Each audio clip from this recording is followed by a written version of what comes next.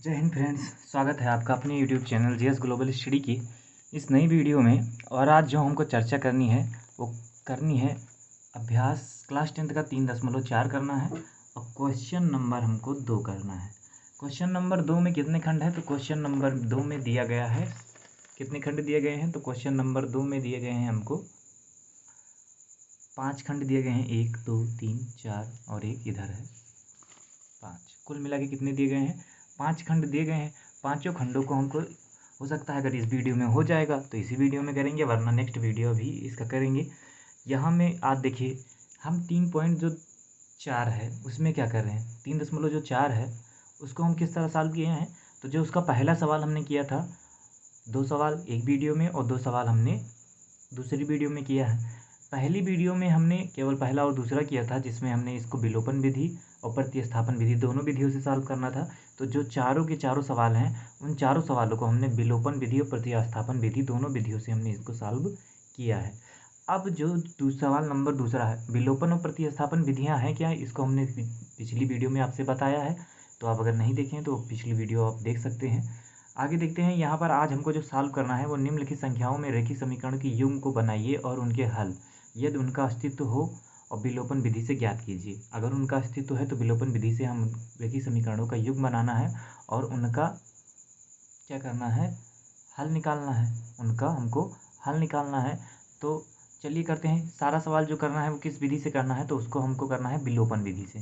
किस विधि से करना है, तो उनको हमको विलोपन विधि से करना है। चलिए, बिल्कुल आसान है, एकदम आसान सा सवाल है। खाली विलोपन विधि से करना है, यहाँ पर प्रतिस्थापन विधि नहीं करनी है। इसमें जो सवाल नंबर पहला था उसमें प्रतिस्थापन विधि और विलोपन विधि दोनों विधियों से करना था, लेकिन जो सवाल नंबर दूसरा है उसको केवल किस विधि से करना है, तो उसको केवल विलोपन विधि से करना है। किस विधि से करना है, तो केवल विलोपन विधि से करना है। तो चलिए करते हैं सवाल को। सवाल नंबर इसका जो पहला है वो दिया गया है, यदि हम अंश में एक जोड़ दें तथा हर में एक घटा दें। अंश में क्या करें, एक जोड़ दें, हर में एक घटा दें तो भिन्न एक में बदल जाती है। यदि हर में एक जोड़ दें तो यह 1/2 हो जाती है। तो वह भिन्न क्या है, तो क्या कह रहे हैं, वह भिन्न क्या है। तो ठीक है, भिन्न हमको निकालना है। यहाँ पर देखिए अंश तथा हर में एक जोड़ने घटाने की बात हो रही है, लेकिन जो वास्तविक मतलब अंश और हर हैं वो हमको नहीं पता है। उन्हीं को हमको क्या करना है, उन्हीं को हमको ज्ञात करना है। तो चलिए उनको हम मान लेते हैं। जो चीज़ें हमको दी नहीं होती हैं उनको क्या करते हैं, हम मान लेते हैं। तो चलिए इसका सवाल नंबर जो क्वेश्चन नंबर दूसरे का पहला है उसको करना चालू करते हैं। इसका पहला सवाल यहाँ से, ठीक है, पहले मान लेते हैं। माना क्या है, अंश बराबर क्या है, माना अंश x है और हर क्या है, वो y है। ठीक है, अब ये क्या कह रहे हैं, देखिए यदि हम अंश में एक जोड़ दें, हर में से एक घटा दें। अंश में क्या करें, एक जोड़ दें, हर में से एक घटा दें तो भिन्न किस में बदल जाती है, हर में से एक घटा दें तो भिन्न किस में बदल जाती है, तो भिन्न एक में बदल जाती है। किस में बदल जाती है, भिन्न एक में। तो चलिए यहाँ डाल देते हैं केस फर्स्ट और प्रश्नानुसार।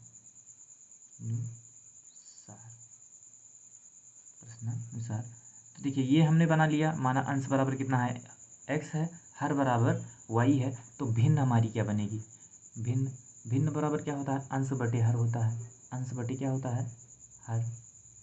और यहाँ पर अंश कितना हमने माना है, x, और हर कितना माना है, y।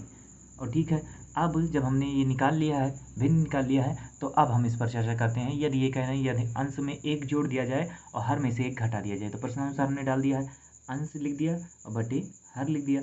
अब जो कह रहे हैं, ये कह रहे हैं उसको हम प्रश्नानुसार करना चालू करेंगे। तो देखिए क्या कह रहे हैं, ये कह रहे हैं अंश में एक जोड़ दिया जाए, हर में से एक घटा दिया जाए। तो वही हम करते हैं। अंश में क्या करते हैं, एक जोड़ देते हैं और हर में क्या करते हैं, एक घटा देते हैं। तो भिन्न किस में बदल जाती है, तो भिन्न एक में बदल जाती है।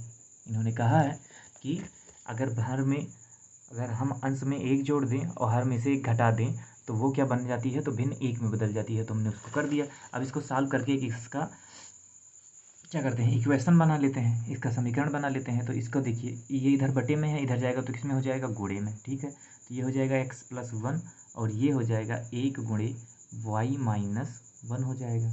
यहाँ हो जाएगा x+1 और यहाँ हो जाएगा, ये एक अननोन जाएगा तो वही उतना ही हो जाएगा y-1। अब देखिए y को इधर ले आते हैं, 1 को उधर ले जाते हैं, ठीक है।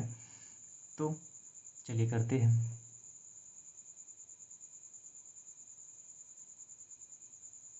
ठीक है, y को इधर लाते हैं तो यहाँ हो जाएगा x माइनस वाई, और ये जो 1 इधर प्लस में है इधर आएगा तो किस में हो जाएगा, माइनस में। इधर हो गया -1, ये पहले से ही था, और ये -1 ये प्लस में था, इधर आया तो किस में हो गया, -1। तो x माइनस वाई बराबर क्या आ गया, -2। कितना आ गया, x बराबर वाई बराबर कितना आ गया, -2। इसको हम मान लेते हैं समीकरण पहला। समीकरण पहला। अब डालते हैं केस सेकंड। केस सेकंड यहाँ भी डाल देते हैं प्रश्नानुसार। प्रश्नानुसार ये क्या कह रहे हैं, इस बार कह रहे हैं कि यदि हर में एक जोड़ दिया जाए, यदि क्या कह रहे हैं, हर में एक जोड़ दिया जाए, केवल हर में एक जोड़ दिया जाए तो वो कितना हो जाता है, 1/2 हो जाता है। तो वह भिन्न क्या है, ये हमको भिन्न निकालना है। तो क्या कह रहे हैं, यहाँ पहले लिख देते हैं, भिन्न लिख देते हैं, और कह रहे हैं कि अब हर में एक जोड़ दिया जाए तो वो कितना हो जाता है, 1/2 हो जाता है। ठीक है, अब इसका हम कराएंगे क्रॉस मल्टीप्लाई, इसका इधर और इसका इधर। तो ये इधर 2 का इधर गुणा होगा तो 2 गुणे कितना हो जाएगा, x, और इधर हो जाएगा 1 गुणे y प्लस कितना हो जाएगा, 1 हो जाएगा। ठीक है, अब आगे देखते हैं। ठीक है, अब ये 2x हो जाएगा और ये हो जाएगा y ये 1 जाए कन्नम, y प्लस 1 जाए कन्नम कितना हो जाएगा, y प्लस 1 ही होगा। अब इसको इधर ले आते हैं तो 2x माइनस कितना हो जाएगा, y, और बराबर यहाँ कितना हो जाएगा, 1। इसको डाल देते हैं समीकरण 2। ठीक है, अब देखिए यहाँ y किस में है, माइनस में, यहाँ भी y किस में है, माइनस में, यहाँ भी y किस में है, माइनस में, यहाँ भी y किस में है, माइनस में। और विलोपन विधि में हम करते क्या है, तो एक पद को क्या करते हैं, हमेशा गायब करते हैं। हमारा उद्देश्य क्या होता है कि हमेशा एक पद को क्या करना होता है, गायब करना होता है। तो अगर हम इस वाले समीकरण में से इस वाले समीकरण को घटाएंगे तो घटाव का जब निशान लगेगा तो ये y किस में हो जाएगा, प्लस में, और प्लस माइनस का क्या हो जाएगा, कट जाएगा। तो चलिए अभी करेंगे तो आपको समझ में आ जाएगा कि क्या हम कह रहे हैं। ठीक है, तो चलिए करते हैं। चलिए देखते हैं, तो यहाँ डाल देते हैं क्या, देखिए समीकरण कौन सा बड़ा लग रहा है, तो समीकरण यहाँ 2x है, यहाँ केवल x है, तो बड़ा कौन सा लग रहा है, 2 वाला। और ये क्योंकि यहाँ माइनस में है, यहाँ प्लस में है, तो बड़ा ये वाला है। तो हम क्या करेंगे, समीकरण 2 में से समीकरण 1 को क्या कर देंगे, घटा देंगे। समीकरण 2 में से 1 को घटाने पर, चलिए घटाते हैं। तो समीकरण 2 कौन सा है, 2x माइनस वाई बराबर कितना है, 1, और यहाँ x माइनस वाई बराबर कितना है, दूसरा। समीकरण ये दूसरा था, दूसरे में से पहले को घटा रहे हैं तो पहले हमने समीकरण दूसरा लिख दिया, और समीकरण 1 को घटाना है तो समीकरण 1 हमने यहाँ लिख दिया, और यहाँ कितना है, बराबर -2 है। कितना है, -2। अब क्या करने हैं, हमने घटाने को बोला है तो घटाव का ही निशान सब में लगा देते हैं, माइनस का। तो यहाँ देखिए, यहाँ ये 2x है और 2x में से एक x चला गया, क्योंकि प्लस यहाँ है, यहाँ माइनस में, तो प्लस माइनस का क्या हो गया, माइनस, और 2x में से एक x चला गया तो कितना बचा, केवल x।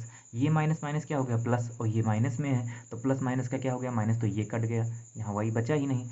और यहाँ देखिए ये माइनस माइनस क्या हो गया, प्लस हो गया, माइनस माइनस क्या हुआ, प्लस, तो ये हो गया, और दो एक प्लस में ही था तो 2 और 1 कितना हो गया, 3। तो x का मान कितना आ गया हमारा, 3।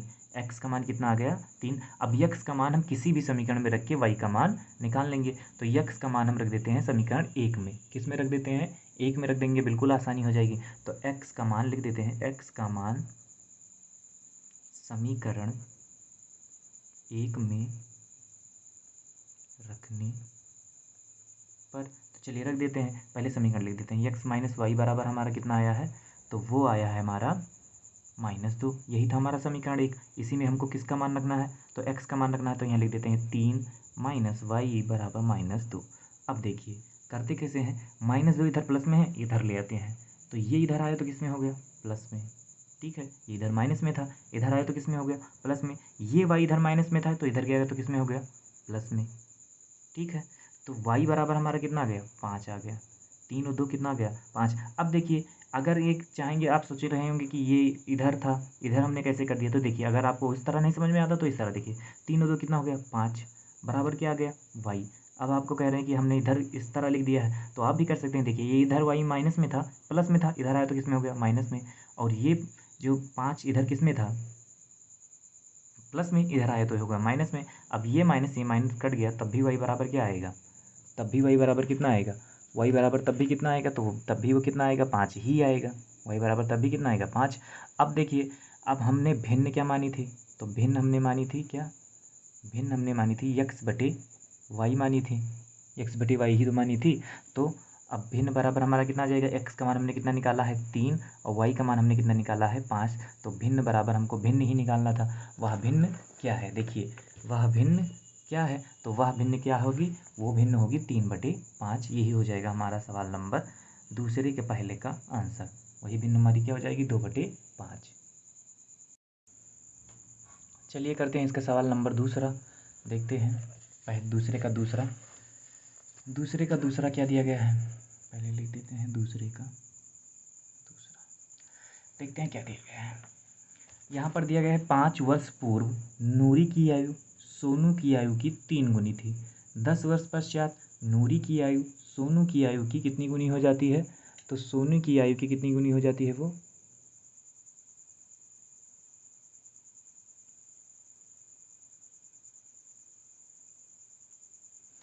तो वो सोनू की आयु की कितनी हो जाती है, 3 गुनी थी। सोनू की आयु की कितनी गुनी हो जाती है, 2 गुनी हो जाएगी। देखिए 5 वर्ष पूर्व नूरी की आयु सोनू की आयु की 3 गुनी थी। 10 वर्ष पश्चात नूरी की आयु सोनू की आयु की 2 गुनी हो जाएगी। नूरी और सोनू की आयु कितनी है, नूरी और सोनू की आयु कितनी है, हमको नूरी और सोनू की आयु को निकालना है। तो देखिए यहाँ 5 वर्ष पूर्व 5 वर्ष बाद, यही बातें चल रही हैं। एक्चुअल आयु पता ही नहीं है, वास्तविक आयु क्या है वो नहीं पता है, तो हम सबसे पहले क्या करेंगे, वास्तविक आयु ही मान लेंगे। तो कौन दो लोग हैं, दो लोग कौन से, नूरी हैं और सोनू है। नूरी की आयु सोनू की आयु की 3 गुनी थी। नूरी की आयु सोनू की आयु की कितनी गुनी थी, 3 गुनी। तो पहले मान लेते हैं, माना, यहाँ लिख देते हैं माना नूरी की आयु, नूरी की आयु तो वो कितनी है वर्ष है, x वर्ष है। और सोनू की आयु, सोनू लिखा है, आप सोनू ना समझिए, सोनू की आयु तो वो मान लेते हैं हम कितने वर्ष है, y वर्ष है। अब यहाँ डालते हैं केस फर्स्ट और डालते हैं प्रश्नानुसार। पहला केस क्या है उसके अनुसार हम काम करते हैं। तो देखिए केस पहला ये कह रहे हैं, नहीं अभी केस फर्स्ट नहीं डालेंगे, ना केस फर्स्ट डालेंगे, नहीं केस फर्स्ट तो सही है, प्रश्नानुसार भी नहीं डालेंगे, केस फर्स्ट। तो केस फर्स्ट में क्या बातें की जा रही हैं, तो केस फर्स्ट में बातें की जा रही हैं 5 वर्ष पूर्व नूरी की आयु सोनू की आयु की 3 गुनी थी। तो पहले हम 5 वर्ष पूर्व दोनों की आयु निकाल लेते हैं। तो यहाँ लिख देते हैं 5 वर्ष पूर्व नूरी, 5 वर्ष पूर्व नूरी की आयु। तो 5 वर्ष पूर्व, जब पूर्व की बात करते हैं तो हम क्या करते हैं, आयु को हमेशा घटा देते हैं। जितने वर्ष पूर्व की बात कर रहे हैं उतने वर्ष हम क्या कर देते हैं, घटा देते हैं। और जब बाद की बात करते हैं तो हम क्या करते हैं, उतना उसमें जोड़ देते हैं। तो कितने वर्ष की पूर्व, 5 वर्ष पूर्व की बात कर रहे हैं तो x माइनस कितना हो जाएगा, 5। और फिर यही 5 वर्ष पूर्व ही किसकी आयु हो जाएगी, सोनू की आयु हो जाएगी, सोनू की आयु तो कितनी हो जाएगी, y माइनस 5। अब हम आगे बढ़ते हैं, अब क्या करेंगे, अब डालेंगे प्रश्नानुसार। क्या करते हैं, प्रश्नानुसार। और जो दोनों एज हमने निकाली उसको लिख देते हैं बराबर बराबर में, x माइनस 5 और क्या कर देते हैं, y माइनस 5 कर देते हैं। ठीक है, हम मान लेते हैं केवल कि ये एज क्या थी, बराबर है। अब इनके केस के अनुसार यहाँ डालते हैं, केस फर्स्ट ही है, प्रश्नानुसार। अब देखते हैं ये क्या कह रहे हैं, 5 वर्ष पूर्व नूरी की आयु सोनू की आयु की कितनी गुनी थी, 3 गुनी थी। तो किसकी आयु 3 गुनी थी, नूरी की आयु गुनी थी। नूरी की आयु कितनी गुनी थी, 3 गुनी थी। तो नूरी की आयु पहले से ही 3 गुनी है। अगर हम इसको बराबर करना चाहें तो नूरी की आयु पहले से ही 3 गुनी है, तो गुणा हम किधर कराएंगे, अगर इन दोनों को बराबर करना है तो गुणा, ये तो 3 पहले ही है देखिए, तो इनको और इनको अगर हमें बराबर करना है तो गुणा हम किधर कराएंगे, इधर कराएंगे। किधर कराएंगे, सोनू की आयु में, तभी तो बराबर होगा। तो हम किधर कराएंगे, इधर वाले में। ठीक है, अब करते हैं इस सवाल को और इसका इक्वेशन बनाते हैं। तो यहाँ हो जाएगा x माइनस 5, यहाँ हो जाएगा 3 गुनी ही तो है, हाँ 3 गुनी थी। ठीक है, अब आगे बढ़ते हैं। यहाँ 3 का गुणा एक बार इसमें होगा और एक बार इसमें, तो जब इसमें होगा तो कितना हो जाएगा, 3y हो जाएगा। और एक बार जब इसमें होगा तो 3 पचे कितना हो जाएगा, 15y हो जाएगा। ठीक है, अब इसको हम इक्वेशन का रूप देते हैं। यहाँ कर देते हैं x माइनस, इसको बराबर की इधर, ये जो प्लस में है इधर आएगा तो किसमें होगा, माइनस में हो जाएगा, यहाँ वाई नहीं लगेगा, यहाँ वाई नहीं लगेगा क्योंकि 3 पचे 15, केवल 15 ही होगा ना। अब देखिए ये जो 3 वाई इधर प्लस में था, इधर आया तो किस में हो गया, माइनस में, और ये -15 ऐसे रहेगा, और ये जो -5 है इधर आएगा तो किस में बदल जाएगा, +5 में बदल जाएगा। ठीक है, अब x माइनस 3y ये तो ऐसे ही रहेगा। अब यहाँ देखिए प्लस माइनस का क्या हो जाएगा, माइनस, प्लस वाला छोटा है माइनस वाला बड़ा है, तो घट तो जाएगा लेकिन आंसर किस में आएगा, माइनस में। तो ये हो गया x माइनस 3y बराबर 10। ये हो गया हमारा समीकरण पहला। कौन सा समीकरण हो गया हमारा, पहला समीकरण। अब हम आगे बढ़ते हैं, अब डालते हैं यहाँ पर केस सेकेंड। क्या डालते हैं, केस सेकेंड डालते हैं। केस सेकेंड में क्या कह रहे हैं, केस सेकेंड में कह रहे हैं कि 10 वर्ष पश्चात नूरी की आयु सोनू की आयु की 2 गुनी हो जाएगी। तो 10 वर्ष पश्चात पहले दोनों की आयु निकाल लेते हैं, लिख देते हैं 10 वर्ष पश्चात, 10 वर्ष पश्चात किसकी आयु, नूरी की आयु, नूरी की आयु, 10 वर्ष पश्चात नूरी की आयु। तो देखिए 10 वर्ष पश्चात की, देखिए जब पूर्व की बात की गई थी तो एज क्या हुई थी, घटी थी। बाद की बात हो रही है, पश्चात मतलब बाद की बात हो रही है, तो क्या होगी, एज जुड़ेगी। क्या होगी, एज जुड़ेगी। तो यहाँ कितना हो जाएगा, नूरी की आयु हमने कितनी मानी थी, x, तो ये हो जाएगा x + 10 हो जाएगा। फिर 10 वर्ष पश्चात किसकी आयु, सोनू की आयु हो जाएगी, सोनू की आयु। तो वो हो जाएगी, हमने सोनू की आयु कितनी मानी थी, y, तो 10 वर्ष पश्चात इसमें भी 10 जुड़ जाएगा। अब हम क्या करते हैं, प्रश्नानुसार दोनों की एज क्या करते हैं, बराबर कर देते हैं। पहले x + 10 और क्या करते हैं, y बराबर y + 10। अब आते हैं अपने सवाल पर, y + 10 है, y + 10। अब आते हैं सवाल पर, तो ये क्या कह रहे हैं कि 10 वर्ष पश्चात नूरी की आयु सोनू की आयु की 2 गुनी हो जाएगी। किसकी आयु 2 गुनी हो जाएगी, नूरी की आयु, सोनू की आयु की 2 गुनी हो जाएगी। किसकी आयु 2 गुनी होगी, तो नूरी की, किसकी आयु होगी, नूरी की 2 गुनी हो जाएगी। तो देखिए नूरी की आयु पहले से ही 2 गुना है, और अगर हम इन दोनों को यहाँ बराबर करना है तो ये तो पहले से ही 2 गुना है, तो गुणा किधर कराएंगे, इधर कराएंगे, क्योंकि हमको दोनों को क्या करना है, बराबर करना है। तो गुणा हम कहाँ कराएंगे, इधर। ठीक है, अब इसको हम सॉल्व करते हैं। तो यहाँ ये x + 10 ऐसे ही रहेगा, और ये हो जाएगा हमारा 2 का इधर गुणा होगा तो पहले 2y हो जाएगा, और फिर 2 का गुणा जब 10 में होगा तो कितना हो जाएगा, 10 दूना 20। देखिए 2 का गुणा एक बार इसमें और एक बार इसमें, तो इसमें जब हुआ तो 2y हो गया, और 10 में जब हुआ तो 10 दूना कितना हो गया, 20। अब इसको सही करते हैं, ये हो जाएगा x, और ये जो 2y इधर माइनस में है, इधर आएगा तो किस में हो जाएगा, प्लस में है, इधर आएगा तो किस में हो जाएगा, माइनस में, -2y। और ये जो 10 इधर प्लस में है, इधर आएगा तो किस में हो जाएगा, माइनस में। देखिए 2y जब इधर चला आया तो इधर कितना बचा, केवल 20, और ये जो 10 इधर प्लस में था, इधर आया तो किस में हो गया, माइनस में। ठीक है, 2y जो इधर प्लस में था, इधर आया माइनस में, जो 10 इधर प्लस में था, इधर गया तो माइनस में। ठीक है, अब इनको हम सॉल्व करते हैं, तो x - 2y और बराबर, देखिए 20 में से 10 जाएगा तो कितना बचेगा, केवल 10 बचेगा, केवल कितना बचेगा, 10। तो x - 2y बराबर कितना बचा, 10।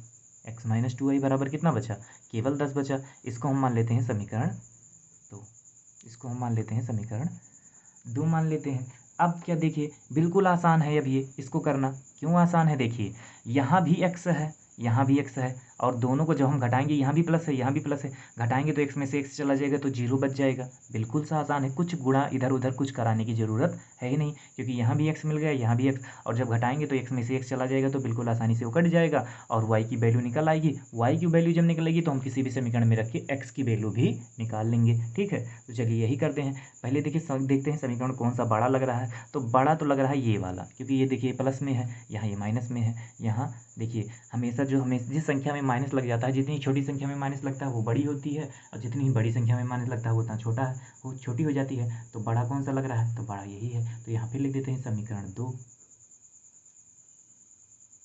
में से क्या करते हैं, में से एक को घटाने पर। देखिए घटाने की कई सारी विधियां हैं, घटाने की कई सारी विधियां हैं, या जोड़ने की बहुत सारी विधियां हैं, लेकिन सबसे जो आसान विधि है वो यही है, जिस तरह हम घटाते हैं। अगर आपको घटाने में उसमें बहुत दिक्कत होती है, एक बार आप देखिए इधर वाले में से इधर वाले को घटाइए, इधर वाले में से इधर को घटाइए, उस वाले में दिक्कत हो जाती है। देखिए चर वाले को चर वाले के साथ घटाइए, अचर वाले को अचर वाले के साथ घटाइए, तो उसमें बड़ी दिक्कत होती है। जिस तरह हम बता रहे हैं, समीकरण 2 में से समीकरण 1 को घटाइए, बिल्कुल आसान है। समीकरण को ऊपर नीचे लिख लीजिए। जैसे नर्सरी या केजी में सवाल करते हैं घटाने वाला, देखिए जब हम 6 क्लास या 8th क्लास में होते हैं तब घटाव कैसे करते हैं, यहाँ लिख देते हैं 5 - 4, इस तरह लिख के घटाते हैं। तो 5 में से 4 गया तो कितना बचा, 1। लेकिन अगर हम जब 5th तक होते हैं या मतलब छोटे क्लासों में होते हैं तो घटाते किस तरह है, 5 यहाँ लिखते हैं, 4 उसके नीचे लिखते हैं, तब जाके घटाते हैं तो 1 मिल जाता है। तो आसान हमको कौन सा पड़ता है, सिखाने के लिए सबसे ज़्यादा आसान कौन सा है या सीखने के लिए आसान कौन सा है, ये वाला आसान है। तो हम इसीलिए आपको इस तरह से घटाने का प्रयास बताते हैं। इस तरह वाला थोड़ा कठिन होता है, यह भी मतलब सीखने के लिए आप ये भी सीख सकते हैं, लेकिन आसान कौन सा पड़ेगा, तो आसान आपको ये वाला पड़ेगा। आप इस तरह वाला कीजिए तो ज़्यादा आसान है। तो हम इसी तरीके से करते हैं, क्योंकि वैसे ही समीकरण में ये जो समीकरण बनाना होता है ये बहुत बड़ा महाभारत का काम होता है। आप जब करेंगे, हम तो अब यहाँ आपको बता दे रहे हैं, आपको बहुत आसान लग रहा है, लेकिन जब आप खुद से समीकरण बना के आप सॉल्व करेंगे तो आपको पता चलेगा कि इतनी कठिनाइयाँ होती हैं। तो एक काम कीजिए कि आप ज़्यादा से ज़्यादा इन सवालों का रिवीजन कीजिए। भले हम बता दे रहे हैं तो रिवीजन आपके ऊपर है, जितने अच्छे से आप इसका रिवीजन करेंगे, 2-4 बार इस सवालों को लगाएंगे, वीडियो को भी लगातार देखते रहेंगे, 2-4 बार अगर नहीं समझ में आ रहा है तो बार बार वीडियो भी देख के आप इन सवालों को समझ सकते हैं। ठीक है, तो चलिए करते हैं। समीकरण यहाँ लिख देते हैं, 2 में से 1 को घटाना है, तो समीकरण 2 में से घटाना है 1 को, तो समीकरण 2 को पहले लिखेंगे। तो समीकरण दूसरा हमारा कौन सा है, x - 2y और बराबर क्या है 10। और एक कौन सा है, समीकरण 1 है हमारा x - 3y और बराबर क्या है -10 है। ठीक है, अब घटाना है तो घटाने का निशान, घटाने का हमने बोला है तो घटाने का निशान लगा देते हैं सब पर। ठीक है, अब देखिए यहाँ ये x प्लस में है, यहाँ x माइनस में है, तो ये x प्लस माइनस क्या क्या हो गया, और x में से x गया तो कितना बचा 0, तो इसको हम काट देते हैं। यहाँ माइनस माइनस क्या हो गया प्लस। अब 3y किस में है, 3y किस में है, प्लस में है, 3y किस में है, प्लस में, और 2y किस में है, माइनस में। तो प्लस वाला बड़ा है, माइनस वाला छोटा है, तो घटा आसानी से घट जाएगा। तो 3y में से जब 2y जाएगा तो कितना बचेगा हमारा, केवल बचेगा y बचेगा। और यहाँ ये माइनस माइनस क्या हो गया प्लस, और 10 और 10 कितना हो गया 20, 10 कितना हो गया 20, माइनस माइनस प्लस, ये पहले से ही प्लस में है, तो 10 कितना हो गया 20, तो y बराबर कितना आ गया 20, y बराबर कितना आ गया 20। अब हम y का मान किसी भी समीकरण में रख के x का मान आसानी से निकाल सकते हैं। तो किस समीकरण में रखने पर आसानी होगी, तो चलिए समीकरण 2 में रख देते हैं। y का मान लिख देते हैं, y का मान समीकरण 2 में रखने पर, चलिए रख देते हैं। पहले समीकरण 2 लिख देते हैं, 2y माइनस बराबर कितना है 10, तो x माइनस 2 गुणे कितना हो जाएगा, देखिए y का ही मान तो हमने निकाला है 20, और y का मान ही हमने जब 20 निकाला है, y का मान हमने 20 निकाला है, तो यहाँ भी y का मान कितना रखेंगे 20 ही रख देंगे, और बराबर कितना हो जाएगा 10। तो ये x माइनस 20 दूना कितना हो जाएगा 40, और बराबर कितना हो जाएगा 10। ठीक है, अब करते क्या है, ये x माइनस जो x बराबर ये जो माइनस में 40 है इधर आएगा तो किस में हो जाएगा प्लस में, तो ये कितना हो जाएगा देख लेते हैं। अगर आपको कट गया होगा देखिए फिर से समझ लेते हैं। यहाँ देखिए समीकरण तो आपने साथ देखा ही है, यहाँ से देख लेते हैं। y का मान हमने कहाँ रखा है, समीकरण 2 में रखा है। समीकरण दूसरा हमारा कौन सा था, तो समीकरण हमारा दूसरा था x - 2y बराबर 10, तो हमने उसको लिख दिया। अब फिर हमने क्या किया है, जो y का मान हमने निकाला है उसी को हमने यहाँ पर रख दिया है। y की जगह हमने पहले समीकरण लिखा, y का मान ही हमने 20 निकाला है, तो y का मान हमने जहाँ 2y था वहाँ पर हमने 20 रख दिया। तो x - 2y मतलब 2 गुणे 20 बराबर 10। तो यहाँ देखिए x माइनस 20 दूना कितना हो गया 40 बराबर 10। अब ये 40 इधर माइनस में है, इधर आएगा तो किसमें हो जाएगा प्लस में, तो ये 10 प्लस कितना हो जाएगा 40। तो x बराबर कितना आ जाएगा हमारा 40 और 10 कितना हो जाएगा, 40 और 10 कितना हो जाएगा, तो वो हो जाएगा 50। 40 और 10 कितना हो जाएगा 50। तो x का मान कितना आ गया हमारा 50। तो हमने देखिए दोनों मान निकाल लिए हैं, यहाँ लिख देते हैं। तो हमने नूरी की आयु कितनी मानी थी, यहाँ देखिए नूरी की आयु हमने कितनी मानी थी x वर्ष, तो हमने x का मान कितना निकाला है, तो x का मान हमने निकाला है, यहाँ देख लेते हैं x का मान हमने निकाला है 50। तो इसका मतलब नूरी की आयु कितनी है 50 वर्ष है। और सोनू की आयु हमने y मानी थी, तो y हमने कितना निकाला है, तो y हमने निकाला है 20। कितना निकाला है 20 निकाला है, y का मान हमने कितना निकाला है 20, तो ये हो जाएगा 20। इनकी कितनी आयु है, नूरी की आयु है 50 वर्ष और सोनू की आयु है 20 वर्ष। ये हो जाएगा हमारा सब सवाल दूसरे का पहले का आंसर। ठीक है, दूसरे का दूसरा आंसर हो जाएगा। अब हम करते हैं सवाल नंबर इसका तीसरा। हम इसका करते हैं कौन सा सवाल नंबर तीसरा। एक बार आपको ऐसे देखना हो तो देख सकते हैं, स्क्रीनशॉट लेना चाहें तो ऐसे आराम से आप स्क्रीनशॉट भी ले सकते हैं।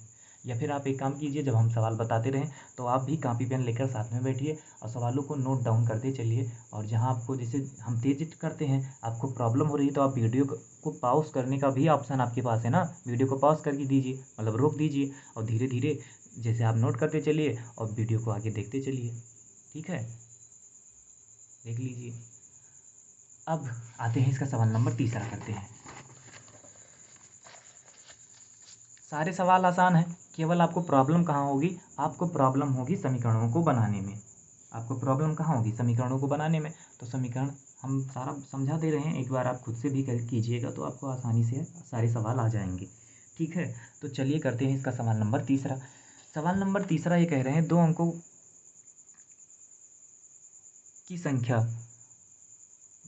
की संख्या के अंकों का योग कितना है, 9 है। दो अंकों की संख्या के अंकों का योग कितना है, 9 है। इस संख्या का 9 गुना संख्या के अंकों को पलटने से बनी संख्या का 2 गुना है, ठीक है। पहले दो अंकों की संख्या है, उनके अंकों का योग क्या है, 9 है।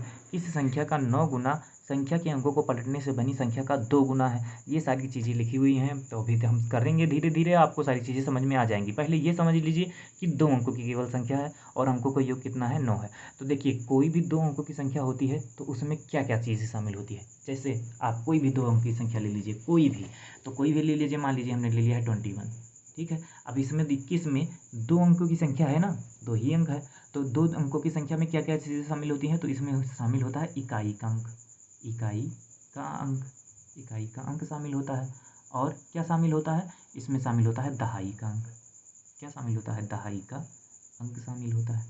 समझ में आया आपको, इकाई का अंक शामिल होता है और दहाई का अंक शामिल होता है। इकाई और दहाई मिला के ही तो बनता है, दो अंकों की संख्या बनती है। इकाई और दहाई को ही तो मिला के 10 अंक, मतलब किसकी संख्या बनती है, दो अंकों की संख्या बनती है, ठीक है। तो ये होता है। और एक चीज़ और, अब यहाँ एक चीज़ और सीख लीजिए कि दो अंकों को जब दो अंकों का जो सूत्र होता है, दो अंकों की संख्या, दो अंकों की मानक संख्या जो होती है, मानक संख्या, दो अंकों की जो मानक संख्या होती है वो संख्या कौन सी होती है, तो वो होती है 10 गुणे किसका अंक, 10 गुणे होता है दहाई का अंक, दहाई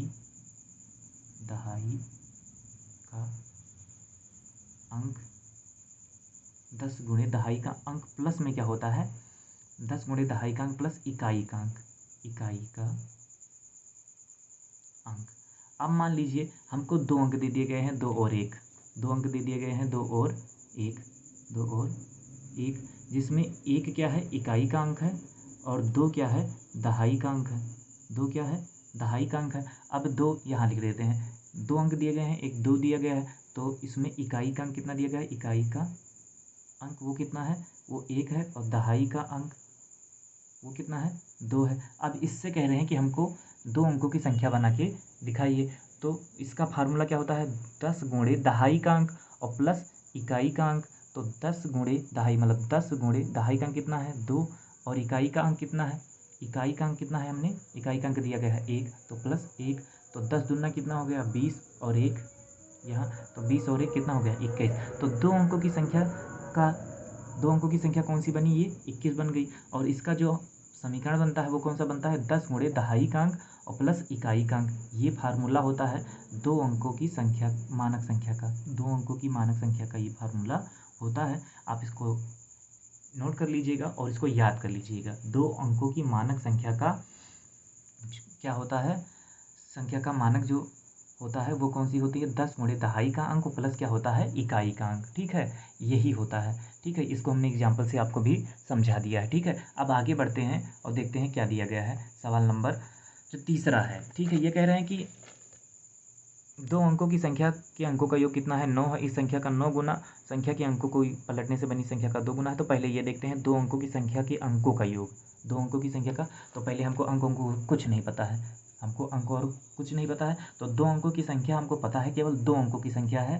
तब दो अंकों की, यहाँ लिख देते हैं, दो अंकों की संख्या है, तब क्या होगा, दहाई का अंक हम मान लेंगे, दहाई का, पहले इकाई का लेते हैं, पहले लिखते हैं इकाई का अंक। इकाई का अंक क्या होगा, तो इकाई का अंक हम मान लेते हैं, वो मान लेते हैं y, वो क्या मान लेते हैं, y नहीं, उसको मान लेते हैं x, और दहाई का कुछ भी मान सकते हैं हम, आसानी के लिए हमने x माना है। दहाई का अंक वो हम मान लेते हैं y, वो क्या मान लेते हैं हम, वाई मान लेते हैं, इकाई का अंक मान लेते हैं हम x और दहाई का अंक मान लेते हैं y। तो ये कह रहे हैं, ये क्या कह रहे हैं, देखिए यहाँ डाल देते हैं केस फर्स्ट, क्या डाल देते हैं, केस फर्स्ट, और प्रश्नानुसार यहाँ ये डाल देते हैं प्रश्नानुसार। ये कह रहे हैं कि अंकों का योग, क्या कह रहे हैं, दोनों संख्याओं, दो अंकों की संख्या के अंकों का योग कितना है, 9 है। अंकों का योग कितना है, 9 है। अंकों का योग, तो दो अंक कौन कौन से हैं, यक्स और वाई हैं। दो अंक कौन कौन से हैं, यक्स और वाई हैं। तो दोनों अंकों का योग कितना है, यक्स और प्लस वाई, मतलब अंकों का योग कितना है, वो है कितना, 9 है। इसी को हम मान लेते हैं समीकरण फर्स्ट। अब यहाँ डालते हैं केस सेकेंड, केस सेकेंड। और अब देखते हैं ये क्या कह रहे हैं। अब ये कह रहे हैं कि इस संख्या का 9 गुना, इस संख्या का 9 गुना संख्या के अंकों को पलटने से बनी संख्या का 2 गुना है। इस संख्या का 9 गुना संख्या के अंकों को पलटने से बनी संख्या का कितना है, वो 2 गुना है। इस संख्या का 9 गुना, तो देखिए क्या कह रहे हैं कि इस संख्या का 9 गुना संख्या के अंकों को पलटने से बनी संख्या का 2 गुना है। ठीक है, तो पहले हम लिख लेते हैं ये संख्या जो है, और यहाँ डाल देते हैं प्रश्न। तो पहले लिख लेते हैं 2 अंकों की संख्या, 2 अंकों की संख्या, 2 अंकों की संख्या लिख देते हैं। 2 अंकों की संख्या हमको पता है क्या होती है, 2 अंकों की संख्या, मानक संख्या वही 2 अंकों की संख्या, मानक संख्या वही 2 अंकों की संख्या। तो वो क्या होती है, 10 गुणे क्या होती है, दहाई का अंक, दहाई का अंक, और प्लस क्या होता है, इकाई का अंक, इकाई का अंक होता है।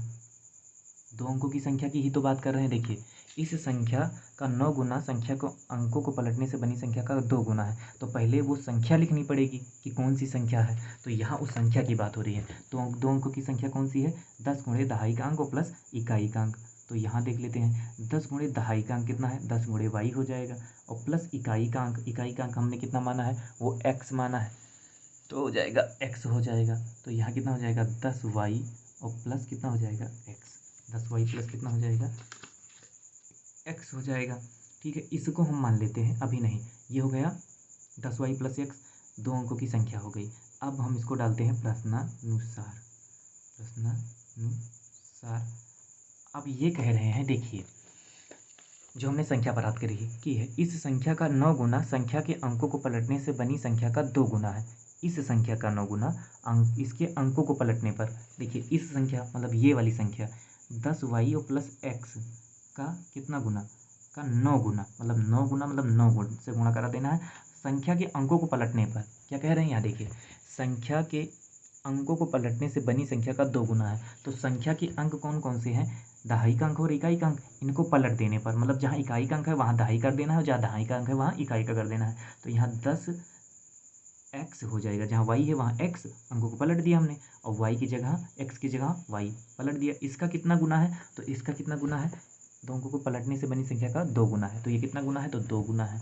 तो इधर किससे गुणा हो जाएगा, 2 से। ठीक है, अब हम इसको सॉल्व करके इसका दूसरा समीकरण प्राप्त करते हैं। तो यहाँ देखिए ये कितना हो जाएगा, ये तो हो जाएगा 10, इसका गुणा एक बार इसमें होगा तो 10 9 90 हो जाएगा, 9 धामा 90 वही, और प्लस 9 का गुणा जब x में होगा तो कितना हो जाएगा, 9x हो जाएगा। इधर देखते हैं 2 का गुणा किस में होगा, 10 में, तो कितना हो जाएगा, 10 दूना 20x हो जाएगा, और 2 का गुणा जब y में होगा तो कितना हो जाएगा, 2y हो जाएगा। ठीक है, अब x वाले को एक तरफ करते हैं, y वाले को एक तरफ। तो यहाँ देखिए जो 2y इधर प्लस में है, इधर आएगा तो किस में हो जाएगा, माइनस में। तो ये 90 माइनस 90y माइनस 2y, और ये 20x ऐसे ही रहेगा, और ये जो 9x इधर प्लस में है इधर आएगा तो किस में हो जाएगा, माइनस में, माइनस 9x हो जाएगा। अब ये 90y में से 2y चला जाएगा तो कितना बचेगा, 88y बचेगा, और यहाँ कितना बचेगा, 20x में से 9x चला जाएगा तो कितना बचेगा, 11x बचेगा। ठीक है, अब x सीधा कर देते हैं इसको, 11x बराबर कितना मान लेते हैं, 88y, क्या मान लेते हैं, 88y मान लेते हैं। ठीक है, 88y, अब देखते हैं 88y आ गया। अब देखिए 11 जो इधर गुणे में इधर आएगा तो किस में हो जाएगा, बटे में। तो x बराबर कितना हो जाएगा, 88y बटे कितना हो जाएगा, 11, 11 से कटेगा तो कितना आ जाएगा, 8। तो x बराबर हमारा कितना आ गया, 8y आ गया। x बराबर कितना आया हमारा, 8y आया है। अब ठीक है, इसको भी करते हैं, तो ये इसको ले आते हैं इधर, तो ये x माइनस 8y हो गया, x माइनस 8y, और इधर कुछ नहीं बचेगा, इधर बराबर हो गया हमारा 0।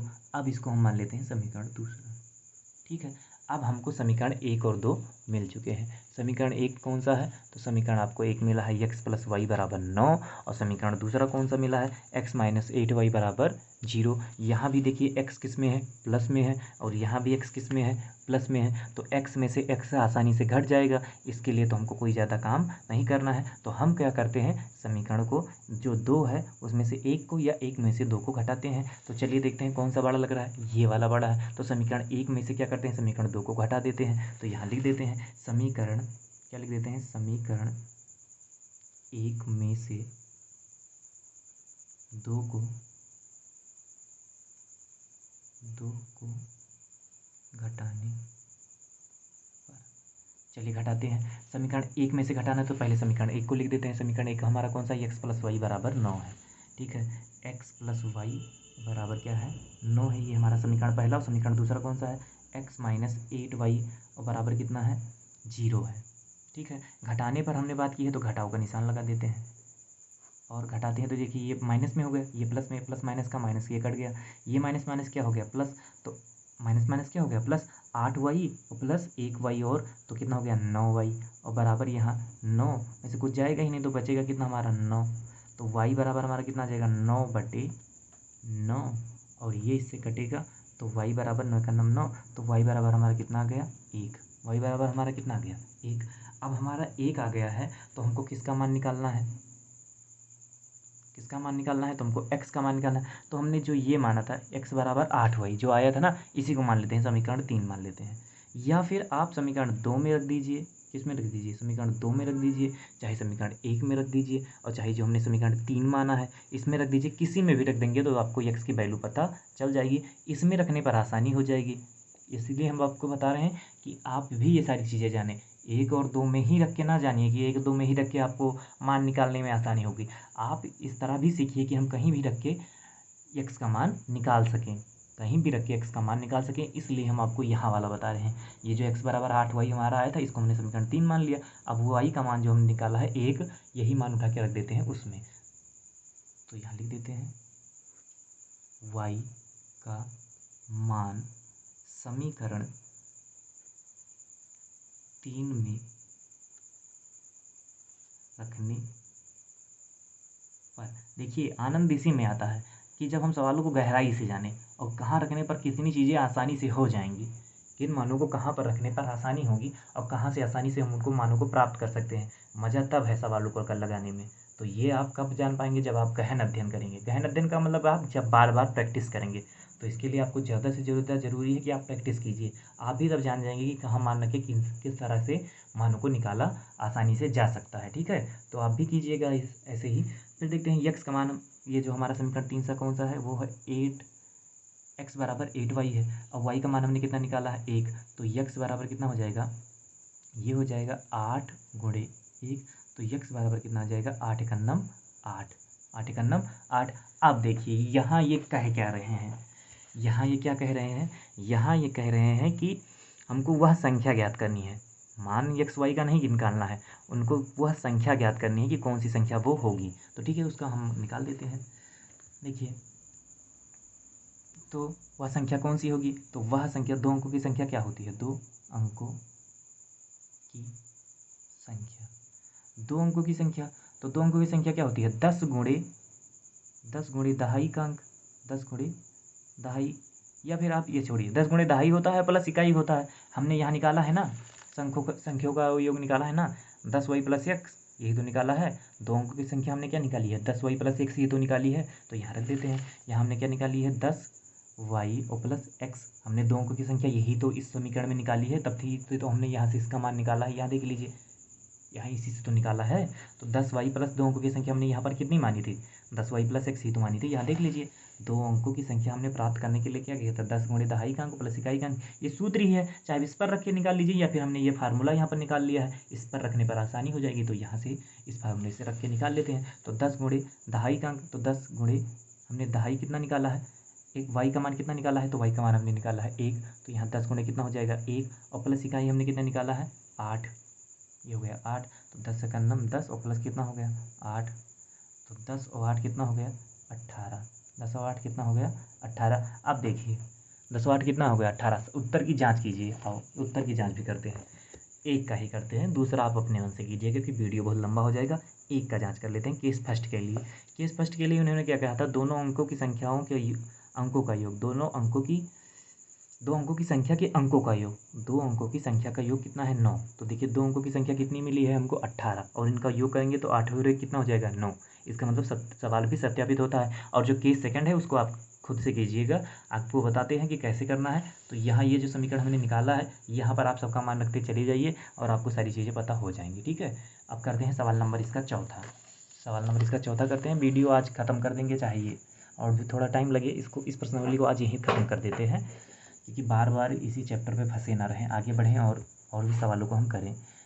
ठीक है, यहाँ डाल देते हैं क्वेश्चन नंबर दूसरे का तीसरा हो गया, चौथा करना है सवाल नंबर दूसरे का चौथा। देख लेते हैं क्या दिया गया है, सारे सवाल आसान है। मीना 2000 रुपये निकालने के लिए कहाँ गई है, बैंक गई है। कितना रुपये निकालने के लिए गई है, केवल 2000 रुपये। उसने खजांची से 500 100 के नोट देने के लिए कहा है। जैसे बैंक में आप जाइए तो आपको जब पैसे निकालने होते हैं तो उसमें आपने ध्यान नहीं दिया होगा, लेकिन आप अगर गए हो बैंक तो आप पीछे जब देखेंगे निकालने वाले में, देखिए जमा करने वाले में भी आपको नोटों को भरना होता है कि आपके पास कितने नोट कितने हैं, कितनी संख्या में कितने नोट हैं, कौन सी संख्या में कौन से नोट हैं, उसको आपको भरना होता है। लेकिन आप निकालने जाते हैं तो ये चीज़ें आप भरते नहीं हैं। तो बैंक वाले क्या करते हैं, अपने मन मुताबिक जो आपको देना होता है वो अपने मन मुताबिक दे देते हैं। लेकिन जैसे जमा कराने पर आप मनमानी करते हैं, जैसा जमा करते हैं वैसे ही निकालने वाले पर भी जब आप जमा करते हैं तो आप मनमानी करते हैं, वैसे आप जब निकालने जाते हैं तो वो अपना मनमानी करता है। तो आप ये क्या काम कीजिए, अगर आपको जो नोट आप चाहते हैं, अगर वो ही नोट आप चाहते हैं कि वो निकले, तो आपको जो क्या होता है, जो बैंक का वो होता है, उसको क्या बोलते हैं, जो बैंक से पैसा निकाला जाता है, जो पर्ची होती है या कुछ भी नाम होता है, उसका नाम याद नहीं है, बाद में बताएंगे कभी। तो उसमें विड्रॉल बोलते हैं, क्या बोलते हैं उसको, विड्रॉल। तो विड्रॉल में आप जाइए पीछे देखिए तो उसमें पीछे आपको ये दिखाई देगा कि उसमें आप नोटों को भी भर सकते हैं कि कौन कौन से नोट आपको चाहिए। आप नोटों को भर सकते हैं कि कौन कौन से नोट आपको चाहिए। तो जैसे 2000 का चाहिए तो 2000 का वैसे तो अब चलन में नहीं है। आप 500 का चाहेंगे तो 500 का, 1000 का तो बंद ही हो गया, मोदी जी ने बंद कर दिया है। और 200 का, 100 का, जो भी आप निकालना चाहेंगे, 50 का, तो वो संख्या आप भर दीजिए कि इतनी संख्या में मुझे इन नोटों की आवश्यकता है। तो अगर वो प्रयास करेगा, उसके पास होंगे तो आपको देगा। ठीक है, या फिर आपके पास उसके पास नहीं होगा तो आपको थोड़ी देर इंतज़ार करने के लिए कहेगा। ठीक है, तो यहाँ पर देखिए मीना 2000 निकालने के लिए गई है बैंक से। उसने खजांची से कहा है कि 50 रुपये तथा 100 रुपये के नोट देने के लिए कहा है। मीना ने कुल 25 नोट प्राप्त किए हैं। उसने खजांची से कितने 50 और 100 के नोट के देने के लिए कहा है, और मीना ने कुल कितने नोट प्राप्त किए हैं, 25 नोट प्राप्त किए हैं। तो ज्ञात कीजिए उसने 50 और 100 के कितने नोट प्राप्त किए हैं। 50 और 100 के उसने कितने नोट प्राप्त किए हैं, तो चलिए मान लेते हैं। अब हमको ये नहीं पता है कि कितने नोट उसने प्राप्त किए हैं, तो मान लेते हैं माना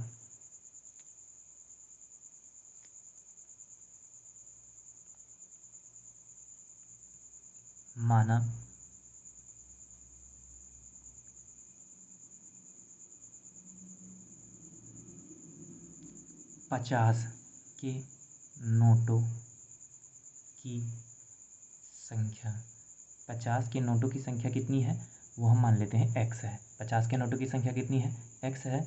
और 100 के नोटों की संख्या, 100 की नोटों की संख्या वो कितनी है, वो हम मान लेते हैं y है। 50 के नोटों की संख्या कितनी है, x है, और 100 के नोटों की संख्या कितनी है, y है।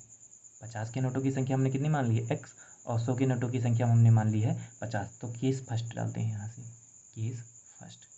अब देखते हैं केस फर्स्ट क्या कह रहा है। केस फर्स्ट ये कह रहा है कि जब निकालने गई है उसने खजांची से 50 और 100 के नोट मांगे हैं, तो उससे कुल कितने नोट मिले हैं, 25 नोट। कितने नोट मिले हैं, 25, मतलब 50 और 100 दोनों का नोट मिला के हमको कितना नोट मिला है, 25 नोट मिला है। किसको मिला है, तो मिला है मीना को। तो यहाँ डाल देते हैं 50 के, तो दोनों 50 और 100 के नोटों की संख्या को मिला के कितना हुआ है, उनको मिला है 25 नोट। तो हमने 50, चाहे एक लाइन और लिखना चाहो तो यहाँ पर लिख देंगे 50 के नोटों की संख्या और प्लस 100 के नोटों की संख्या, और दोनों मिला के इनको कितना मिला है, 25 मिला है। तो हमने 50 के नोटों की संख्या x माना है और 100 के नोटों की संख्या कितनी मानी है, y मानी है। तो x प्लस वाई बराबर कितना माना है, x प्लस वाई बराबर हमने कितना माना है, 25 माना है। ठीक है, यही होगा हमारा समीकरण पहला। अब मान लेते हैं उनको कुल कितना रुपये मिला है, 2000 रुपये मिला है। तो कितना मिला है, 2000 रुपये मिला है। तो मान लेते हैं 50 के नोटों का मूल्य, 50 के नोटों का मूल्य, तो वो कितना होगा, हम मान लेते हैं 50, और 50 के नोटों का मूल्य तो 50 ही होगा, लेकिन उनकी संख्या में कितना होगा, तो 50 गुणे कितना होगा, x होगा। तो ये कितना हो जाएगा, 50x हो जाएगा। ठीक है, अब 100 के नोटों का मूल्य, 100 के नोटों का मूल्य कितना हो जाएगा, तो हो जाएगा 100 गुणे x। तो 100 गुणे x मतलब 100x हो जाएगा। अब देखिए प्रश्नानुसार यहाँ डाल देंगे केस सेकंड, केस सेकंड, और यहाँ डालते हैं प्रश्नानुसार, प्रश्नानुसार। ठीक है, डाल दिए हमने प्रश्नानुसार। अब केस सेकंड क्या कह रहा है कि अब देखिए 100, 50, तो यहाँ पर देखिए उनको कितना नोट मिला है, 2000, 2000 ही तो निकाली है उन्होंने, 2000 ही निकाला है। तो ये जो बनेगा, ये बनेगा 50 के नोटों का मूल्य और प्लस 100 के नोटों का मूल्य मिला के उनको कितना मिला है, 2000 रुपये उनको मिले हैं। कितने मिले हैं, 2000। तो 50 के नोटों का मूल्य कितना है, 50x है, और 100 के नोटों का मूल्य कितना है, 100x है, और बराबर कितना है, 2000। कितना है, 2000 है। ठीक है, यहाँ तक समझ में आया। अब देखिए इन दोनों में कॉमन क्या हो रहा है, क्या कॉमन हो रहा है, तो देखिए 50 इसमें भी शामिल है, 50 पूरा पूरा शामिल है, 50 दूना 100 यहाँ भी शामिल है, और 50 चौके मतलब 200 या 2000, 40, 50 का जब 40 बार गुणा होगा तो कितना हो जाएगा, 2000 हो जाएगा। तो सब में क्या कॉमन है, सब में 50 कॉमन है। तो 50 को इधर से केवल बाहर करते हैं, 50 को इधर से बाहर कर लिए इन दोनों में से केवल। तो 50 को जब बाहर किए तो यहाँ कितना बचा, केवल x, और यहाँ कितना बचा, 2x बचा। कितना बचा, केवल 2x। और ठीक देखिए 100 के नोटों को हमने कितना माना है, यहाँ y माना है। यही गलतियाँ होती हैं, सवाल तो नहीं। 100 के नोटों का मूल्य कितना होगा, 100y होगा। ठीक है, तो यहाँ भी कितना होगा, 100y, यहाँ भी तब 2y बचेगा। केवल कितना बचेगा, 2y, क्योंकि 50 बाहर हो गया, और यहाँ केवल बचेगा 2000। अब देखिए 50 इधर गुणे में है, इधर आएगा तो बट्टे में हो जाएगा, x प्लस 2y बराबर कितना हो जाएगा, 2000, और बट्टे कितना हो जाएगा, 50। यहाँ से एक जीरो इसका कट गया, और इसको काटेंगे तो 40 पंचे कितना हो जाता है, 200 हो जाता है। तो x प्लस 2y बराबर हमारा कितना आ गया, 40। x प्लस 2y बराबर हमारा कितना गया, 40। अब देखिए इसको हम मान लेते हैं समीकरण 2। अब हमको विलोपन विधि से करना है। किस विधि से करना है, विलोपन विधि से मतलब एक पद को गायब करना है। ठीक है, तो एक पद को गायब करने के लिए देखते हैं कि कौन से किस तरह गायब कर सकते हैं। तो देखिए यहाँ पर, यहाँ x प्लस वाई है, यहाँ भी x किस में है, प्लस में है, यहाँ भी x प्लस वाई ही है, यहाँ भी x प्लस वाई है, यहाँ भी x किस में है, प्लस में है। अगर हम एक में से दो को घटा दें या दो में से एक को घटा दें तो आसानी से, अगर दो में से एक को या एक में से दो को घटाएं तब भी x क्या हो जाएगा, कैंसिल हो जाएगा। तो आसानी हो जाएगी, कोई चीज़ इसमें गुणा कराने या भाग कराने की ज़रूरत नहीं है। तो देखिए समीकरण पहला बड़ा है या दूसरा बड़ा है, तो यहाँ x प्लस 2y है बराबर 40, ये बड़ा है कि x प्लस वाई बराबर 25, ये बड़ा है। बड़ा कौन सा है, 2 वाला। तो क्या करते हैं, समीकरण 2 में से समीकरण 1 को घटा देते हैं। तो लिख देते हैं समीकरण 2 में से 1 को घटाने पर, तो समीकरण 2 कौन सा है हमारा, है x प्लस 2y और बराबर क्या है, 40। समीकरण 1 कौन सा है, x प्लस वाई और बराबर कितना है, 25। ठीक है, यही तो है हमारा समीकरण घटाने पर। तो घटाव का निशान लगा देते हैं। ये देखिए ये कट जाएगा, देखिए यहाँ प्लस में है, यहाँ प्लस में, यहाँ माइनस में, तो प्लस माइनस का माइनस से कट गया। 2y में से एक y चला गया तो कितना बचा, केवल y बचा। अब 40 में से जब 25 जाएगा तो कितना बचेगा, 15। 40 में से जब 25 जाएगा तो कितना बचेगा, 15। तो y का मान कितना आ गया, 15। y का मान कितना आ गया, 15। y का मान कितना आ गया, 15। अब हम किसका मान निकालेंगे, x का। तो y का मान हम किसी भी समीकरण में रख के x का मान निकाल सकते हैं। तो y का मान हम किस में रख देते हैं, समीकरण जो ये हमने पहला माना है ना, इसमें रख देते हैं। y का मान समीकरण किस में रखेंगे, 1 में, क्योंकि ये 2 था, 2 में से ही 1 को घटाया तो ये समीकरण दूसरा, ये पहला। सब में y का मान किस किस में रखेंगे, 1 में। 2 में भी रख के निकाल सकते हैं, 1 में रखने पर आसानी होगी। y का मान समीकरण 1 में रखने पर, चलिए रख देते हैं। समीकरण 1 पहले लिख देते हैं, x प्लस वाई है बराबर क्या है 25। y का मान रखना है तो x प्लस कितना हो जाएगा, x प्लस 15 और बराबर कितना हो जाएगा 25। तो x बराबर कितना आ जाएगा 25 माइनस 15। तो x बराबर कितना आ जाएगा, 25 में से 15 जाएगा तो कितना बचेगा 10। कितना बचेगा 10। ठीक है, यह गया 10। अब अगर हम मान लीजिए, अब हमने माना क्या था, 50 के नोटों की संख्या हमने कितनी मानी थी, वो हमने मानी थी x। तो x का मान कितना आया है 10। x का मान कितना आया है 10 आया है, तो यहाँ लिख देते हैं x का मान कितना आया है 10 और y का मान कितना आया है, y का मान आया है 15। y का मान कितना आया है 15 आया है, तो लिख देते हैं y का मान भी यहाँ 15। ठीक है, अब देखिए अगर आपको सत्यापित करना है तो देखिए 50 के नोटों की संख्या कितनी हो गई 10 और 100 के नोटों की संख्या कितनी हो गई 15। 50 के नोटों की संख्या कितनी हो गई 10 और 100 के नोटों की संख्या कितनी हो गई 15 और दोनों को जोड़ दिए तो कितना हो गया 25। और समीकरण ये पहला क्या कह रहे थे कि दोनों को मिला के मतलब 50 और 100 के नोटों को मिला के कितने होने चाहिए 25। तो देखिए 50 और 100 के नोटों को हमने मिलाया तो कितना मिल रहा है, कुल 25 मिल रहा है कि नहीं मिल रहा है। 15 और 10 कितना हो गया 25, 25 ही तो मिल रहा है। दोनों नोटों की संख्या मिला के कितनी हुई है 25। यहाँ भी दोनों की संख्या अगर हम जोड़ देते हैं 50 के नोटों की संख्या 100 के नोटों की संख्या तो कितना मिल रहा है 25 ही तो मिल रहा है। और दूसरा भी सत्यापित करना चाहें 50 और 100 को यहाँ से सत्यापित कर सकते हैं। देखिए यहाँ कितना हो जाएगा 50 गुणे 10 तो कितना हो गया 500 और 100 गुणे 15 मतलब 1500। तो 515 कितना हो गया 2000। 515 कितना हो गया 2000। ठीक है, तो ये हो गया हमारा सवाल नंबर दूसरे का चौथा।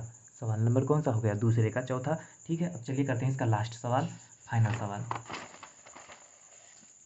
3.4 का ये फाइनल सवाल है।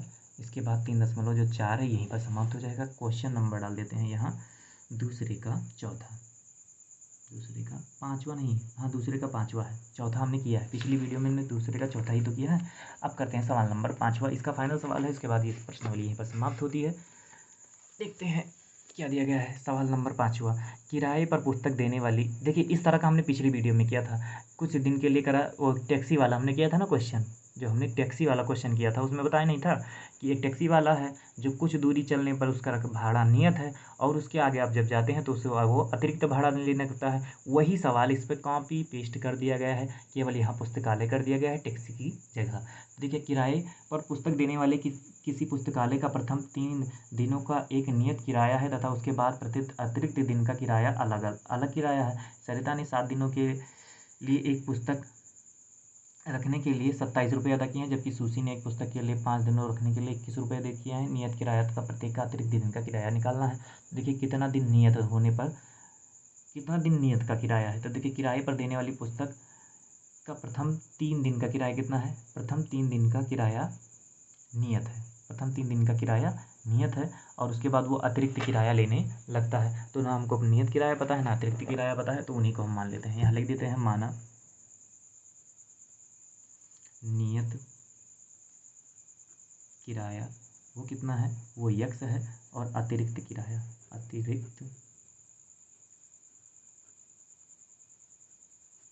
है वो कितना है y है। नियत किराया x, अतिरिक्त किराया y है। ठीक है, आगे कहते हैं कि ये क्या कहते हैं, प्रथम 3 दिनों का किराया, प्रथम 3 दिन का किराया कितना है, कहाँ जा रहे हैं अलग ही जा रहे हैं। देखिए ये क्या कह रहे हैं, प्रथम 3 दिन का किराया क्या है नियत है, प्रथम 3 दिन का किराया नियत है, उसके बाद के लिए अतिरिक्त दिन का किराया अलग से दिया जाता है। सरिता है कितने दिनों के लिए, 7 दिनों के लिए, उन्हें 7 दिनों तक उन्होंने पुस्तक रखने के लिए कितने रुपये अदा किए हैं 27 दिन। तो सरिता द्वारा जो, अब यहाँ डाल देते हैं केस फर्स्ट। अब सरिता ने कितने दिन रखा है किताब को 7 दिन। सरिता द्वारा 7 दिन किताब को रखने का किराया तो वो क्या हो जाएगा, सरिता ने कितना दिन रखा है 7 दिन, तो 7 दिन का मतलब देखिए 7 दिन मतलब उसका 3 दिन का तो किराया नियत है और कितने दिन रखा है उसने 7 दिन रखा है।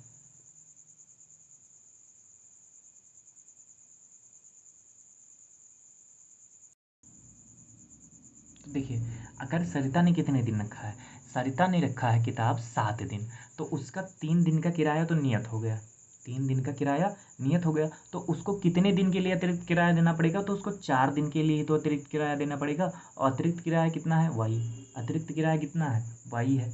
नियत किराया कितना है, एक्स।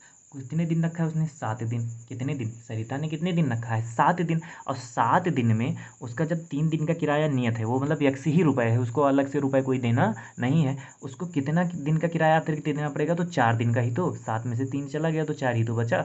4 दिन का उसको अतिरिक्त किराया देना पड़ेगा। तो 4 दिन का उसका किराया कितना हो जाएगा, 4 वाई हो जाएगा।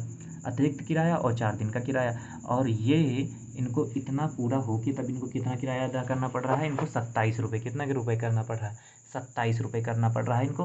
तो यहाँ लिख देते हैं 27। ये हो गया किसके द्वारा किराया, ये हो गया सरिता के द्वारा किराया, ये हो गया।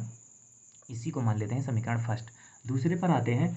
अब दूसरी बात किसकी हो रही है, जबकि सूसी ने कितने दिन रखा, एक पुस्तक को 5 दिन रखने के लिए कितने रुपए अदा किए हैं, 21 रुपये। तो सूसी ने कितने दिन रखे हैं, 5 दिन। तो यहाँ लिख देते हैं सूसी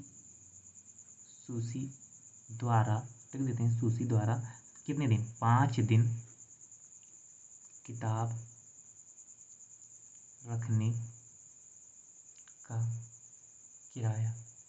तो देखिए यहाँ पर कितने दिन रखा है, 5 दिन। तो उसका 3 दिन नियत हो गया, 3 दिन नियत है। और कितने दिन का अतिरिक्त देना पड़ेगा, तो 5 में से 3 चला गया तो कितने दिन का देना पड़ेगा, केवल 2 दिन का। तो यहाँ 2i हो जाएगा। और उसने कितने रुपये अदा किए हैं, कुल मिला के उसने 21 रुपये अदा किए हैं। कितने रुपये की अदा किए हैं, 21 रुपये। तो यहाँ बराबर कितना हो जाएगा, 21 हो जाएगा। नहीं समझ में आया, अगर देखिए नहीं समझ में आया तो यहाँ देखिए, उसने कोई किताब विक्रेता है, वो 3 दिन पर क्या करता है, किराया एक नियत किराया कर देता है। नियत किराया का मतलब है कि अगर आप मान लीजिए वो 3 दिन का किराया उसने नियत कर दिया है, मान लीजिए आप 3 दिन रखते हैं तो उसका प्रत्येक दिन का किराया कितना है, 2 रुपये। तो 3 दिन का किराया नियत है, मतलब आप 3 दिन तक रखेंगे तो आपको 6 रुपये देने पड़ेंगे। ठीक है, आप अगर आप 3 दिन किताब रखते हैं तो आपको 6 रुपये देने पड़ेंगे। लेकिन अगर आप उससे अतिरिक्त दिन रखते हैं, 3 दिन के बाद आप किताब नहीं वापस करते हैं और अतिरिक्त दिन रखते हैं, तब उस स्थिति में आपको अतिरिक्त किराया देना पड़ता है। मान लीजिए 3 की जगह वो 3 दिन के बाद वो जो 2 रुपये ले रहा था उसकी जगह वो कितना रुपये लेगा, आपसे 3 रुपये लेगा। कितना रुपये लेगा, अब आपसे अतिरिक्त किराया लेगा। अगर आप 3 दिन से ज़्यादा रखते हैं तो 3 दिन तक उसका किराया वो नियत रखता है कि मान लीजिए उसने 6 रखा है तो 6 ही लेगा, लेकिन 2 रुपये के हिसाब से रोज़। लेकिन अगर आपने 3 दिन से एक दिन ज़्यादा किया, मतलब 4 दिन कर दिया, तो वो आपसे 1 दिन का जो 2 हो रहा है, 2 ही लेना चाहिए था चौथे दिन का, लेकिन वो आपकी बार 2 नहीं लेगा, आपसे अतिरिक्त किराया लेगा। तो वही बात यहाँ पर की जा रही है। तो देखिए सरिता द्वारा 7 दिन किताब रखा गया, तो 3 दिन का उसका क्या है, नियत है। और अतिरिक्त दिन कितना होगा, तो उसका अतिरिक्त दिन कितना बचा, 4। तो हमने 4 वाई कर दिया, अतिरिक्त दिन में ही वाई का। देखिए अतिरिक्त दिन का किराया कितना है, वाई, और 4 दिन का हो रहा है, तो अतिरिक्त किराया और प्लस 4 दिन का किराया, मतलब 4 से गुणा करा देंगे तो अतिरिक्त दिन का किराया और प्लस नियत किराया मिला के उसने कितना दिया है, 27। और सूसी द्वारा दिया गया 5 दिन का किराया किताब का कितना है, तो वो हो जाएगा 5 दिन इन्होंने रखा है, तो इनका 3 दिन का नियत होगा और 2 अतिरिक्त में चला जाएगा, ये कितना हो जाएगा, 21। अब देखिए यहाँ भी एक्स है, यहाँ भी एक्स है, दोनों प्लस में है। अब देखते हैं बड़ा कौन सा है, तो बड़ा है पहला वाला, छोटा कौन सा लग रहा है, दूसरा वाला। तो हम क्या करते हैं, समीकरण 1 में से समीकरण 2 को घटा देते हैं, हटा देते हैं। समीकरण 2 में से 1 को घटाने पर, ठीक है, तो समीकरण 2 में से 1 को घटाते हैं, समीकरण नहीं, समीकरण 1 में से घटाते हैं, समीकरण 1 में से 2 को घटाते हैं, समीकरण 1 में से। तो समीकरण 1 हमारा है x + 4y बराबर क्या है, 27। और दूसरा क्या है, x + 2y बराबर कितना है, 21। घटाने पर की बात की गई है तो घटाव का निशान लगा देते हैं। देखिए ये दोनों क्या है, ये प्लस में है, ये माइनस में, तो प्लस माइनस का माइनस से कट गया। यहाँ 4y प्लस में है, 2y किस में है, माइनस में, तो 4y में से 2y जाए बचेगा, चला जाएगा तो कितना बचेगा, केवल 2y बचेगा। 4 में से 2y जाएगा तो 2 ही वही तो बचेगा। और यहाँ 21 में से 27 में से 21 जाएगा तो प्लस माइनस का क्या हो गया, माइनस, और 27 में से 21 गया तो कितना बचा, 6। तो y बराबर कितना हो जाएगा, 6/2, और 2 से ये कटेगा तो y बराबर कितना आ जाएगा, 3। ठीक है, अब हम y का मान किसी भी समीकरण में रख के x का मान निकाल लेंगे। तो समीकरण हम किस में रख देते हैं, 2 में, समीकरण 2 में। तो यहाँ लिख देते हैं y का मान समीकरण 2 में रखने पर, तो चलिए समीकरण 2 में रख देते हैं। समीकरण 2 कौन सा है, x + 2y बराबर कितना है, 21 है। यही है हमारा समीकरण 2। अब इसे में रख देते हैं तो x प्लस 2 गुणी वाई का मान कितना है 3 और बराबर कितना हो गया 21। कितना हो गया 21। ठीक है। अब x और प्लस 6 बराबर कितना हो जाएगा 21 और x बराबर कितना हो जाएगा 21। ये इधर प्लस 6 में इधर आएगा तो माइनस में हो जाएगा, तो x बराबर कितना आ जाएगा 21 में से 6 आएगा तो 15 बचेगा। तो x हमने किसका माना था, x का मान कितना आया है 15, x का मान कितना आया है 15 और y का मान कितना आया है 3। y का मान कितना आया है देख लेते हैं यहाँ, y का मान आया है 3। ठीक है, यहाँ लिख देते हैं y का मान 3। तो नियत किराया कितना है 15 रुपये, अतिरिक्त किराया कितना है 3 रुपये। नियत किराया 15 रुपये, अतिरिक्त किराया 3 रुपये। सवाल उत्तर की जांच करनी है तो कर सकते हैं। देखिए कैसे, x का मान कितना आया है 15, तो यहाँ 15 लिख दिए। 4 गुणे कितना हो जाएगा 3, y का मान कितना आया है 3, तो 4 3 12, 12 15 कितना होता है 27। इसका मतलब हमारा सवाल सही है, सवाल सत्यापित भी हो रहा है, तो यहीं पर हो जाएगा हमारा आंसर। अब हमने दूसरे का 5वां भी कर लिया है। अब ये जो 3.4 है ये यहीं पर होता है समाप्त। 3.4 जो है ये हमारा यहीं पर होता है समाप्त। अब हम जब मिलेंगे आपको किस प्रश्नावली में मिलेंगे, तो हम आपको मिलेंगे 3.5 में और आगे बढ़ते रहेंगे। तो आपको अगर वीडियो पसंद आया है तो लाइक कीजिए, चैनल को सब्सक्राइब कीजिए और लोगों तक शेयर कीजिए। ठीक है, और जुड़े रहिए हमारे साथ, आपको हर अपडेट मिलती रहेगी। परीक्षा से रिलेटेड भी आपको अपडेट हम देने का प्रयास अब चालू करेंगे कि आपको हो सके तो आपको परीक्षा से भी रिलेटेड आपको अपडेट देते रहें और आपकी तैयारी को जारी रखते रहें। तो आप मेहनत कीजिए और पढ़ाई करते रहिए। मिलते हैं आपसे नेक्स्ट वीडियो में, तब तक के लिए धन्यवाद। जय हिंद।